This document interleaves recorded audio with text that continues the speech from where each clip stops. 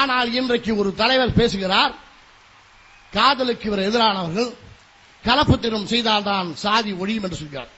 சரி, நீங்க சொல்வது சரிதான், கலப்பு திருமணம் செய்தால்தான் சாதி ஒழியும். ஆனால் உங்கள் தாழ்த்தப்பட்ட அமைப்புக்குள் அந்த அட்டவணை பிரிவில் எத்தனை சாதிகள் இருக்கிறார்கள்? பல்லர் சமூகம் இருக்கிறார்கள், பறையர் சமூகம் இருக்கிறார்கள், சக்கிலிய சமூகம் இருக்கிறார்கள். ஆக கலப்பு திருமணம் செய்தால்தான் சாதி ஒழியும் என்று சொல்லும் பொழுது முதலில் பல்லர் பறையர் வீட்டு பெண்ணை கட்டுங்கள், பறையர் சக்கிலி வீட்டு பெண்ணை கட்டுங்கள். இதை செய், இந்த புரட்சி செய். இன்னைக்கு ஒரு தலைவர் பெரிய பிரமாதமாக பேசிட்டு இருக்காரு, அந்த தலைவர் வள்ளுவ பண்டார சமுதாயத்தை சார்ந்தவர். உன் சமூகத்தில் இருக்கிற பெண்களை பறையர் சமூகத்தை சார்ந்த ஆண்களுக்கு கொடு. இந்த புரட்சியை நீ அங்கு செய், இந்த கலப்பு திருமணத்தை செய்து அங்கு சாதியை ஒழி. ஆனா இதை செய்ய மாட்டேங்கிற. அங்க ஏன் தடுக்குது? பல்லர் பறையரும் பொண்ணு கொடுத்து பொண்ணு எடுக்க மாட்டேங்கிறீங்க, பறையரும் சக்கிலியும் பொண்ணு கொடுத்து பொண்ணு எடுக்க மாட்டேங்கிறீங்க. அங்க என்ன தடுக்குது? உங்களுக்கு சாதிதான தடுக்குது.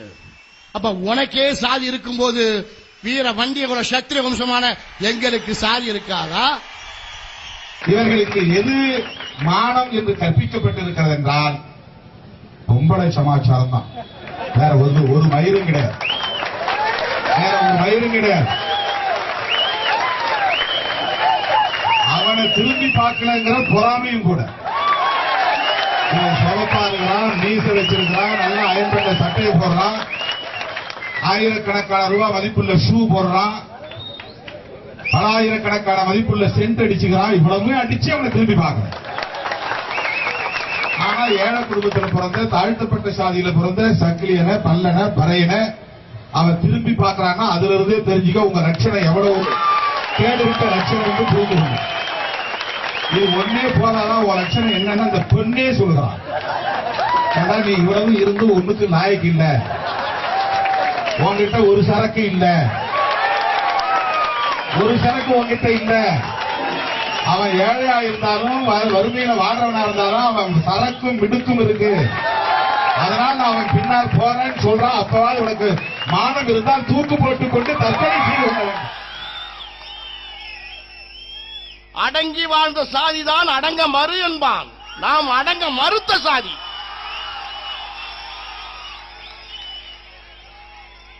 அதனால நம்மளை அடக்க இதுவரைக்கும் எவனும் பிறக்கவில்லை, பிறக்க போவதும் இல்லை.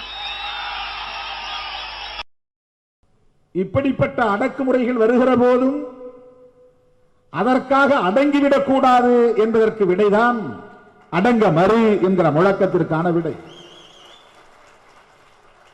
கடைசி நேரத்திலே அனுமதி மறுத்து விளக்கம் கொடுத்தால், கடிதம் கொடுத்தால் இவர்கள் நிகழ்ச்சியை நடத்தாமல் முடங்கி விடுவார்கள் என்று காவல்துறை நினைக்கலாம்.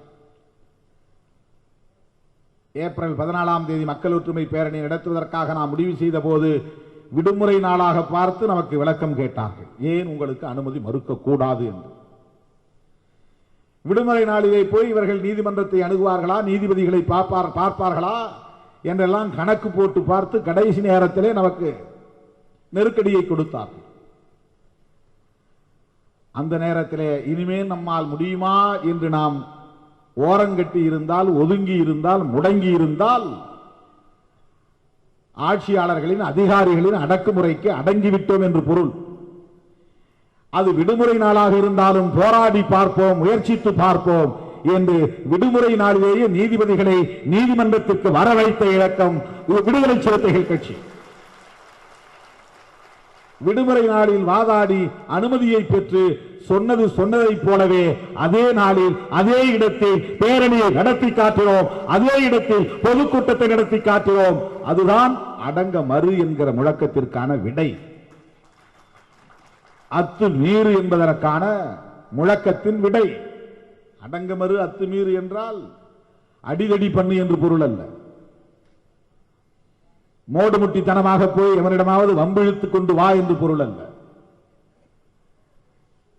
வேளம் தெரியாமல் போய் சண்டைக்கு நில், மல்லுக்கு நில் என்று பொருள் அல்ல.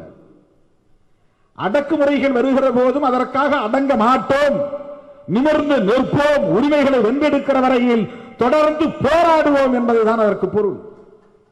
அது ஒரு சாதிக்கான முழக்கம் அல்ல, ஒரு கட்சிக்கான முழக்கம் அல்ல. ஒடுக்குமுறைக்கு உள்ளாகக்கூடிய ஒவ்வொருவருக்கும் பொருந்துகிற முழக்கம், உலகத்திற்கே பொருந்துகிற பொது முழக்கம், நம்முடைய பங்காளிகளுக்கே பொருந்துகிறது.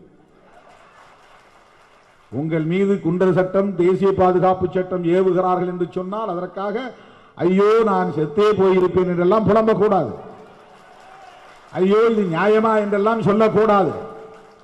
இப்படியெல்லாம் எங்கள் மீது சட்டத்தை ஏவுகிறீர்களா என்றெல்லாம் அழக்கூடாது. என்னதான் அடக்குமுறையை திணித்தாலும் நாங்கள் விடமாட்டோம், தொடர்ந்து போராடுவோம் என்றுதான் நீங்கள் சொல்ல வேண்டும். ஆகவே உங்களுக்கும் சேர்த்து புத்தி சொல்லுகிறோம், அடங்க மறு, அத்து மீறு என்று. ஆக இது அனைவருக்குமான ஒரு பொது முழக்கம், இது அனைவருக்குமான பொது முழக்கம். இதையெல்லாம் புரிந்து கொள்ளுகிற ஆற்றல் இங்கே இருந்தால் ஏன் இப்படியெல்லாம் சண்டை சச்சரவு வருகிறது? என்ன கொடுமை செஞ்ச? ஒரு 24 மணி நேரத்துக்கு போலீஸ் வேலையே வச்சிருந்து சித்திரை மாதம் அக்னி நட்சத்திர கொடுமையான வெயில்ல அந்த வெள்ளக்காரன் கட்டிய சுண்ணாம்பு காலவாய் போன்ற அந்த சிறைச்சாலையில் ஒத்தக்கோட்டையில் திருச்சியில கொண்டு அடைச்ச. அப்படி என்ன அவர் கொடுமை செஞ்சிட்டாரு? கைது செய்து ஆர்ப்பாட்டம் பண்ண வந்தாரு. செத்தது கொலை, என் சொந்தக்காரன் கொலை செய்யப்பட்டிருக்கான், கொலை செஞ்சவன் மேல நடவடிக்கை எடுன்னு சொல்லி கேட்டாரு. கைது செய்து உடனே விடுதலை செய்யலாம், ஆனா கைது செய்து சிறையில கொண்டு அடைச்சி மிக கொடுமை. அக்கினி சட்டியில் இருந்தே பிறக்கிற போது ஏன் அக்கினி வெயிலை உங்களால் தாங்க முடியவில்லை என்ற கேள்வி பிறக்கிறது. அக்கினி சட்டியில் பிறந்தவர்களுக்கு அக்கினி நட்சத்திரத்தையே தாங்க முடியவில்லை. அப்படி வீராப்பு பேசுகிற இயக்கமா விடுதலை சிறுத்தைகள் கட்சி? அம்மா ஞாபகமாகத்தான் அதெல்லாம் செய்திருக்கிறார். அக்கினி சட்டியில் பிறந்தவர்களே, அக்கினி வெயில் அதிகமாக திருச்சிராப்பள்ளியில் தான் அடிக்கிறது என்று எங்களுக்கு ஆய்வு தகவல்கள் கூறுகின்றன. ஆகவே நீங்கள் அங்கேயே கொஞ்ச நாள் இருந்து அந்த அக்கினியின் சுகத்தை அனுபவியுங்கள் என்றுதான் அம்மா ஆணையிட்டு இருக்கிறார்.